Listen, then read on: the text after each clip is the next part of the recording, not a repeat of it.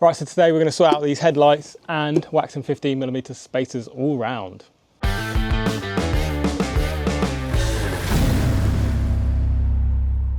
So originally I was going to restore these, very yellow, cloudy, there's even moisture in there. But then some VLANs popped up nearby.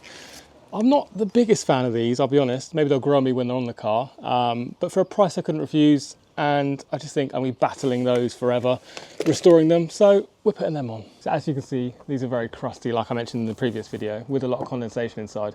I was going to restore them, but I feel like I'll be battling them for months, sanding them down, clear coat, then they go yellow again. So just going to take them off and replace them. We'll see why they're leaking once I take them off, see if there's a hole or something, so we'll work it out. I said I'm not the biggest fan of the VLANs, and I'm generally not. I like the OEM facelift ones with the sort of LED strip, which the VLANs do provide, but I think anything will look better than this at this point. When these are off, I'll try and restore them, see if I can get them back to semi-decent condition, and if I can, I might put them back on. We'll just see how it goes. Right, so step one, jack up the car and crack all the wheel nuts, because you can't do it when it's in the air. So go around and crack all of them, because we're going to be jacking the car up, the front and the back. Now I've got to find the jacking point in the front. It's in a sort of weird section. It's hard to describe. It's a bit of a semicircle of cross member. I don't want to use the side seals for obvious reasons. So yeah, find that. Once you've got that, you can jack it up. Right, so now we jacked up the car. That was a bit of a ball ache. I actually need to change which way these wheels face, because this is on the wrong side. That needs to be that side, and that one needs to be this side. So we'll store the spacers, switch them round. I also recently had a bit of a clunk from this side, so I'm going to diagnose that. It's maybe a cracked spring, I'm not sure, but we'll find out. If it is, you know what time it is. Coil levers or lever springs. Let's take the wheel off. I've sped this up 8 times, believe it or not. I'm quite slow. The reason we're changing each side is because these wheels are directional.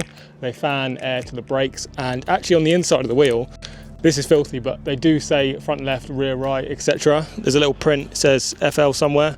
If it wasn't filthy, I'd show you. But to make sure the air's being fanned in correctly. I've got hub-centric spacers, and the good thing about these spacers, and particularly these wheels, is when the threads come through, the existing threads, they can go into these spaces like this, and that way the spacer can sit flat. So when the threads go through, the existing threads can go into these holes, and no problems there, so no clearance issues.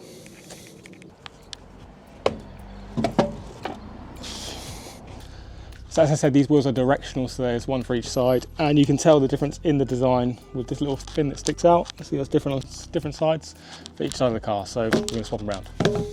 Also, while we got these wheels off, it would be a good time to repaint these calipers, which definitely need doing, but we're not doing that today. That'll be a future video. I'm still undecided what colour to do, but maybe blue or orange for the Lexus 5, but probably try and match the exterior. But yeah, that's something that's coming up. So these are IBAC spacers, not a sponsor, I wish it was. So they have recessed nuts, they sit nicely in there so they don't protrude too much, and they come with them, so perfect. Putting the spacers on now, I'm just putting some grease onto the surface because it's going to be a metal to metal connection, so you're meant to put some grease on. I've never fit spacers before, but that's what people say to do, so that's what we did. And then they go. Make sure when you order spacers, they have the correct center bore, correct measurements for your specific car, so they fit nicely and correctly, because you don't want your wheel falling off. Little test fit, this is where I get the ankle crusher 5000s out.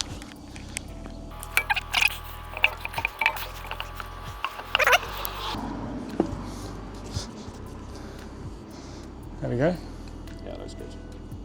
And then it's just a case of repeating the same process on the other side, and then we'll do the same on the back later on. Is that cool? Does it look good? Subscribe. To get to the headlights and take them off, we need to take this panel off because we need to run a cable up to the fuse box, which is under here, and then we need to take this one off so we can actually get to the headlights, take them out, as well as taking the front bumper off. All fun and games, loads of plastic covers, what we love. I'm gonna snap the whole because that's for the grill. Yeah, take out. Oh. Cut that, cut that, cut that. F***ing hate plastic. Alright, take this off. Oh, that needs a clean. I can't be the only one who cleans their car at any given opportunity. If I take this cover off, I've never seen it before, it's getting cleaned, so that's what I did. This microfiber has seen some shit. If in doubt, pull it harder. Ooh, that needs a clean. And yes, clean again. I'm just spraying it down with something basic, just some sort of cleaner I had in the boot basically, and just an old microfiber as I just showed you. It's not a deep clean, just a little, take the surface rubbish off, you know, why not? And now it looks more like an engine bay, less plastic. I mean, you've still got this massive plastic cover, but it is a V8 under there, I promise. Right, let's get this bumper off. To take the bumper off, we've got 2 bolts up here, usually. another 2 here, and then some on the inner arch liner, which I'll show you in a minute, and along the bottom. But basically, take these off, and then we can get this whole bumper off. Continuing to take the bumper off, you've got to do clips around the side on the inner arch liners. We've got 1 here and 1 here. Usually they're like this, but the previous body shop for some reason put it on 10 mils. So that's a 10 mil, that's your normal clip. I think you just put them in, we'll work it out, and then we can pull this thing off. Also, because this bumper's been repainted, you can see this little lip here is usually black. As you can see, the paint's flaking off there. I will get this redone, but we're going to the Nürburgring, so I'll do it after in case I end up in the gravel. But yeah, this is usually black, so it's more subtle for the clips, which is why it stands out so much. It doesn't usually look like this. Here's the shitty little clips. Then it's just a case of going around the bottom of the car. These are all 10 mil, so just get under there. I don't think you have to jack up the car, but it obviously makes it a lot easier to get some clearance. But yeah, just go around, undo all of them, and you can take it off. Right, so we've undone all the bolts that hold the bumper on, I think. Everything I could see. So let's take the bumper off. This is the fun part, the scary part. Let's take it off. This bit definitely scares the shit out of me, I can't lie.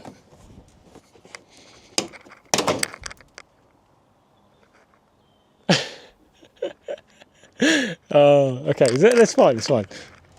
Right, and then you've got to unplug the fog lights. So we just reach in, twist. So just pull this cable out. And there is a headlight washer which has caused a bit of a problem, so that connects up to here. It's not on the US model, so if I watch any videos they didn't have to deal with it, but headlight washers disconnect, just pinched up so it doesn't leak everywhere. Right, so now the bumper is off, as you can see. It's time to get these headlights out. There's some bolts down here. These we've got to put onto the other ones, the VLANs, some brackets. We'll work that out and I'll show you shortly. But let's get this off, and I'm going to clean down there first. Did someone say more cleaning? Yes, I just like to clean when the bumper's off, okay? I don't see this bit of the car very often. Thank you. And that is one crusty dusty headlight off the car. Right, to disconnect the headlights, obviously you need to unplug from the loom, the wiring. There's this little white bracket here, so you unclip this and then pull it all the way back. It feels a bit counterintuitive at the start, but basically that lever means you can release yourself like so from the headlight from the car, and then you need to unbolt them all and then take it off. You haven't even undone that, and that's why it's right. Headlight 2 out. Whee. Get out, and we'll drop kick it. Oh, no jokes. You can actually see, you compare that yellow, this yellow plastic to that. It's a crazy difference. And the condensation, you can actually see the water droplets inside. Right, so now what we've got to do is take these mounts off the bottom, put them onto the bottom of the VLANs so they can fit into the car. So let's do that now. There's 3 Phillips, 1, 2, 3. Take them off, this whole bracket comes off, put on the other headlights, and then you can mount it to the car. Oh my God. No, leave that in. I'm holding it like a newborn. So this is where the mounts set up to these 3 points. This is snapped, but we've managed to source a washer so we can put this on. It should catch it. So yeah, let's get this on. It's going to work perfectly where that brittle plastic has snapped, and it should give it enough bite to sit. Oh, that sounds good. Perfect. Now we've got to fix up to the car, put it on the car. So I'm going to do the top one first, probably. So we put the top bolt in. Now we're going to plug it in, make sure they're working before we do all the other bolts up and everything like that. So plug it in, see if we can run the fuse, get some power to these DRLs before we do it all up, because otherwise it's just a waste of time. And so is me saying that twice. Lock her in. Right, that's in. Right, so we tested this one. It's plugged in, it's working, so that's positive. Because it's pre-owned, I thought I'd double check. And this is class. I do like that.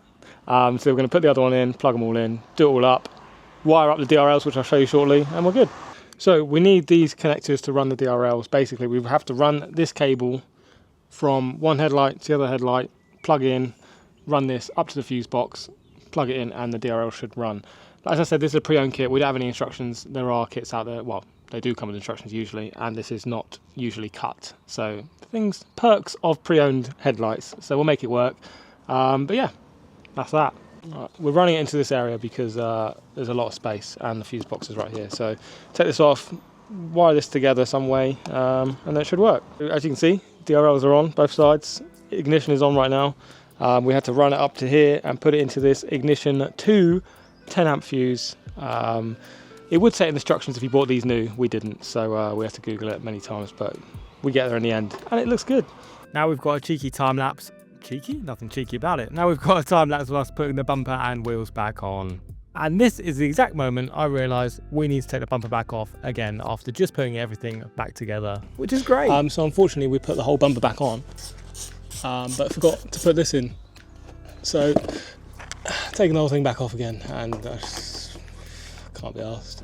Headlights are installed, bumper's back on for the second time, and I think it looked really good. I was a bit unsure about them off the car, and as I said before, I'm not too sure how I feel about them, but they look a lot better on the car. From the general vibe, just a lot better. Chrome matches.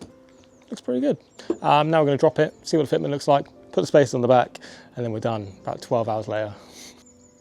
Whoa!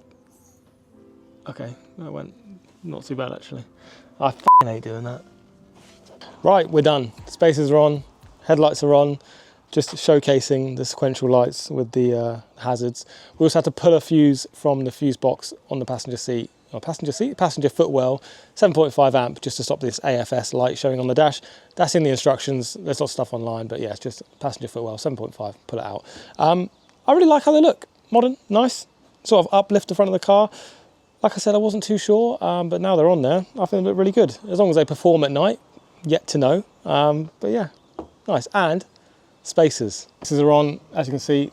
Very nice fitment. Haven't taken it for a test drive yet, but I don't think it'll rub. I'm on stock suspension. If I was low, maybe. But yeah, no, they're pretty good. 275's rear, sits nice. Front sits nice as well. Happy with how they came out.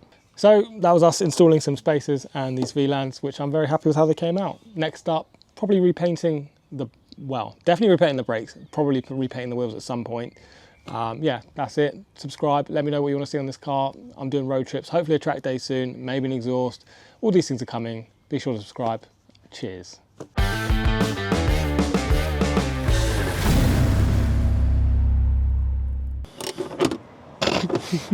Cut that. Cut that. Were we? ChatGPT? Am I in? Are we still going?